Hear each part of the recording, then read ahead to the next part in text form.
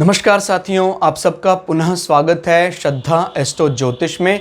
आज हम लोग कवर करने वाले हैं मकर लगन की कुंडली में यदि केतु एकादश भाव में बैठे हैं तो क्या फल है। हम ये भी कह सकते हैं मकर लगन की कुंडली में वृश्चिक राशि का केतु किस प्रकार का फल देता है। तो आइए शुरुआत करते हैं आज की क्लास का। लग्न से गिनेंगे तो ये आता है एकादश या 11वां भाव। एकादश भाव में हम देखते हैं जीवन की प्राप्तियां, इनकम सोर्सेज, हमारे मित्रों की टोली, चाचा ताऊ, ये सब चीज़ें हम एकादश भाव से देखते हैं। जब कभी भी व्यक्ति के किसी भाव में वृश्चिक राशि पड़ेगी तो व्यक्ति उन विषयों को गुप्त रखता है। इस राशि का स्वभाव ही ऐसा है, जल के नज़दीक रहकर गुप्त रहना, छुप कर रहना। तो व्यक्ति अपनी प्राप्तियों को गुप्त रखता है। प्राप्ति का कारण यहाँ मंगल बनता है, यानी कहीं ना कहीं डायरेक्टली इनडायरेक्टली उसके मंगल की दशा में इसके जीवन में अच्छी प्राप्तियां, उपलब्धियां होती हैं। अपना खुद का मकान बनेगा अगर मंगल की स्थिति अच्छी है तो।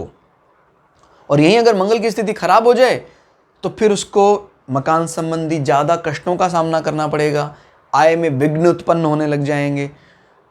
तो ये दोनों काम फिलहाल मंगल को सौंपे गए हैं। और कुजवत केतु कहा जाता है, तो फिर केतु उस प्रॉपर्टी का हिसाब से अगर हम बात चले तो बहुत अच्छी जगह बैठा हुआ है। और मेष और वृश्चिक में केतु ज़्यादा कंफर्टेबल होता है। वृश्चिक में बहुत अच्छे परिणाम देता है। इस राशि का स्ट्रक्चर पूरी तरह केतु की स्ट्रक्चर की तरह है, गुप्त रहना, चुप रहना। राशि का भी वही स्ट्रक्चर, प्लैनेट का भी वही स्ट्रक्चर। तो देखो केतु, एक तो ये समझ लो पहले किस चीज़ का, मैं ऑलरेडी कई पुरानी प्लेलिस्ट में बात बता चुका हूँ। मैं आप लोगों से रिक्वेस्ट करूँगा कि आप केतु को अगर समझना चाहते हैं तो पूरी प्लेलिस्ट देखें आप, क्योंकि एक वीडियो में हम केतु के विचारों को अच्छे से नहीं जान सकते हैं। ये एक हाइब्रिड प्लैनेट माना जा सकता है, या वर्ण संकर वाली बात केतु से रिप्रेजेंट होती है। तो जो भी हाइब्रिडाइजेशन विषय आएंगे, कहीं भी आपके जीवन में संकरण पशुओं की बात आए, संकरण मनुष्यों की बात आए, ऐसी कोई भी टेक्नोलॉजी की बात है, आपको हमेशा हाइब्रिडाइजेशन से फायदा होगा अगर आपके एकादश भाव में केतु जैसा प्लैनेट बली होकर बैठा हुआ है। कई लोगों को क्या होता है भाई, हाइब्रिड क्रॉप अगर लगाई, जैसे बीटी कपास लगाया उन्होंने, बीटी यानी एक हाइब्रिड क्रॉप है वो, तो उनको उस कपास से नुकसान हो जाएगा। पता लगा उस खेत में कोई पशु चरने चला गया, वो बीमार हो गया, मर गया। लेकिन इन लोगों को उन फसलों के लगाने से बहुत फायदा मिलेगा। ऐसी कोई भी चीज जहां पर संकरण वर्ड इन्वॉल्व होता है, हाइब्रिडाइजेशन इन्वॉल्व होता है, इनके लिए बहुत अच्छा होता है। ऐसे मित्रों की टोलियां, इस कंडीशन में ऐसा भी हो सकता है कई दफा कि आपके जो परिवार में चाचा ताऊ के लोग हैं या भाई बहन हैं, बड़े भाई बहन, उनकी शादी भी आपके कम्युनिटी से अलग जाकर हो सकती है। आप समझ रहे हैं ना, जैसे पुराने समय पर कहा जाता भी हमारे कुटुंब में ही विवाह होना चाहिए, इस प्रकार का। लेकिन पुराने लीग से अलग हटकर आज कई नई विचारधाराओं का जन्म भी हुआ है। या फसलों में तो आपको पता है खुलकर हाइब्रिडाइजेशन चलता है। तो इस प्रकार की चीजों से जातक को फायदा होता है अगर उसका केतु एकादश भाव, जो प्राप्तियों का हाउस है, वहां बैठकर बली हो रहा है। और क्योंकि वो सिग्निफाई करता आपके बड़े भाई, बड़ी बहनें, परिवार के चाचा ताऊ के परिवार, इस प्रकार के संबंध वहां दिखाई देते हैं। उनको इन चीज़ों से लगाव होगा। आपके चाचा ताऊ, आपके नहीं तो कई लोग डिनाई करते हैं इस चीज़ को, उनसे लगाव होगा कि नहीं, संकरण लोग में कोई बुराई नहीं है, हाइब्रिड कम्युनिटी से उत्पन्न संतानों में कोई बुराई नहीं है। भाई ये कोई रशियन ऑर्थोडॉक्स हैं कोई, और कोई एक एशियन मूल के व्यक्ति हैं, सनातन को मानने वाले, उनसे संस्कृतियों के मिलन से उत्पन्न लोगों को हम कह सकते हैं एक प्रकार से हाइब्रिडाइजेशन। तो उससे फायदा मिलता है। और क्या होता है, एकादश भाव बली होता है तो उसके इनकम सोर्सेज तो बनाकर ही रखता है हमेशा। पाप ग्रह इनकम सोर्सेज में अगर प्रभाव जमाते हैं तो इनकम आज के समय पर एक फिक्स्ड इनकम आना बहुत बड़ी उपलब्धि माना जाएगा। तो ये अच्छा माना जाता है कि भाई केतु यहाँ बैठा है, इसका सीधा अर्थ क्या, राहु यहाँ उच्च का होकर बैठा हुआ है।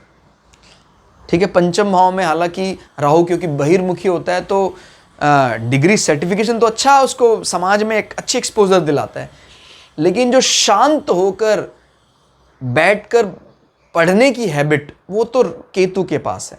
मतलब अगर यहीं पर 8 नंबर हो जाए और उसमें केतु बैठा हो और यहीं पर 2 नंबर और उसमें राहु बैठा हो, तो हम कह सकते हैं एजुकेशन डिपार्टमेंट के हिसाब से, पढ़ाई के इन विषयों को अच्छे तरह समझने के हिसाब से केतु यहां अच्छा माना जाएगा अगर राशि का बल अच्छा है। और राहु यहां और ज्यादा अच्छा माना जाएगा क्योंकि फिर वो पूरी तरह बहिर्मुखी होकर कमाएगा। उच्च का होकर बैठ जाए अगर एकादश भाव में राहु, भाई जैसे वृषभ राशि का राहु, बट ये भी कोई बुरा नहीं है। अभी क्लियर हो गया? बुरा बिल्कुल भी नहीं है। चुप रहकर आपको अच्छी प्राप्तियां कराने के लिए केतु प्रेरित करता है। ठीक है, आपका मित्रों से कम संवाद लेकिन उचित फायदा। दृष्टियों की बात करते हैं, 1 2 3 4 5, यहां बैठकर केतु दूसरी जल तत्व राशि मीन राशि पर नजर बनाए। आपके छोटे भाई बहन और आपके पड़ोसियों से कम संवाद लेकिन अच्छे संबंध यहां से दिखाई देते हैं। बृहस्पति में मजबूत हो तो कहना ही कि आदमी को कोई ना कोई फॉरेन लैंग्वेज में अच्छी पकड़ होती है, क्योंकि बृहस्पति यहां 12वें भाव को भी रिप्रेजेंट कर रहा है और केतु वहां नजर बनाए हुए हैं तृतीय भाव में। तृतीय भाव हमारे इनिशिएटिव देखता है, तो अच्छे इनिशिएटिव, बिना ज्यादा बोले आदमी काम शुरू कर देता है। एक तो आदमी बोलकर शुरू करता है, आदमी शुरू कर देता है अपने फॉर्मल कम्युनिकेशन के हिसाब से। हालांकि बोलचाल के लिए ज़्यादा बोलना ये लोग पसंद नहीं करते हैं, लेकिन इनको कम्युनिकेशन इंडस्ट्री से फ़ायदा हो सकता है। गैजेट्स, ऐसी कोई भी इंडस्ट्री जहाँ कम्युनिकेशन डायरेक्टली या इनडायरेक्टली इन्वॉल्व हो रहा है, क्योंकि वो एकादश भाव में बैठकर यहाँ नज़र बनाए हुए हैं। ईसोफेगस यानी आहार नाल और आपकी सांस की नली निर्दोष दिखाई देती है, कोई बड़ा दोष दिखाई नहीं देता। अगर बृहस्पति कमजोर है तो फिर ये दोष हो सकता है। 5 6 7, 7वीं दृष्टि को काउंट नहीं कर रहे, बस इतना ध्यान रखना है कि वहां केतु तो राहु यहां है, जो सांसारिक विषय वस्तु के हिसाब से अच्छा माना जाएगा।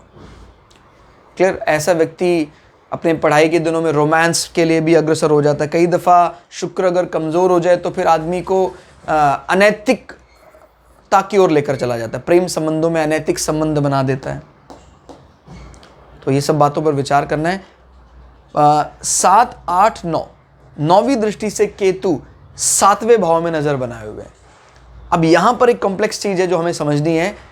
अब राहु यहां बैठे हुए हैं, केतु यहां बैठे हुए हैं और चंद्रमा कमजोर स्थिति में है।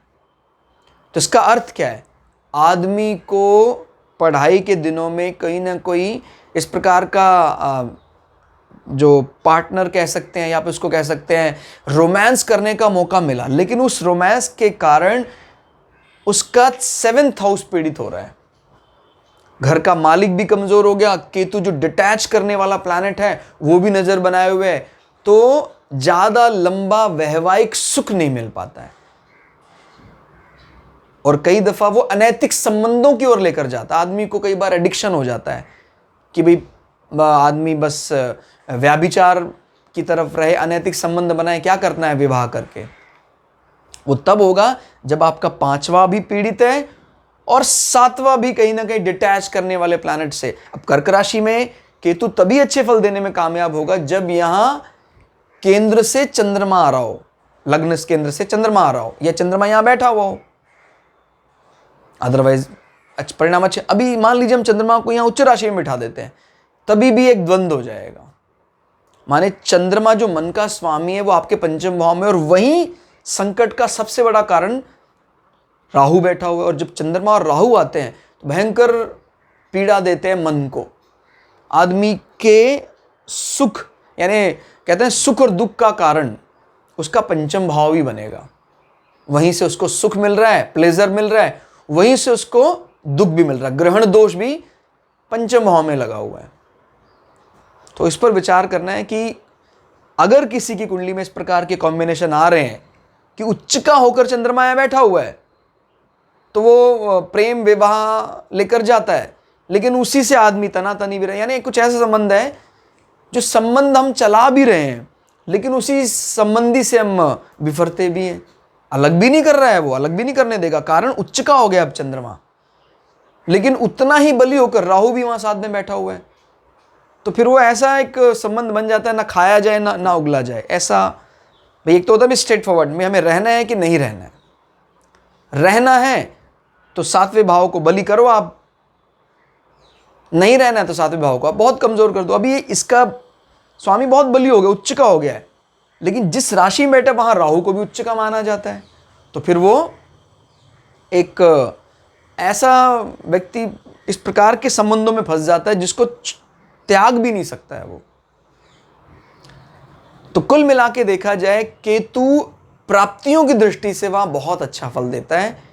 इस चीज को अगर हम संभाल कर लें, इस चीज की प्रेम संबंधों की संभाल कर लें, तो फिर वहां केतु की बैठने की कोई बुरे फल नहीं माने जाएंगे। तो आज के लिए इतना ही। क्लास आपको कैसी लगी कमेंट करके जरूर बताइएगा। मिलते हैं अगली क्लास में, तब तक के लिए जय श्री भगु पराशरा, जय श्री शुक्राचार्य, नमस्कार।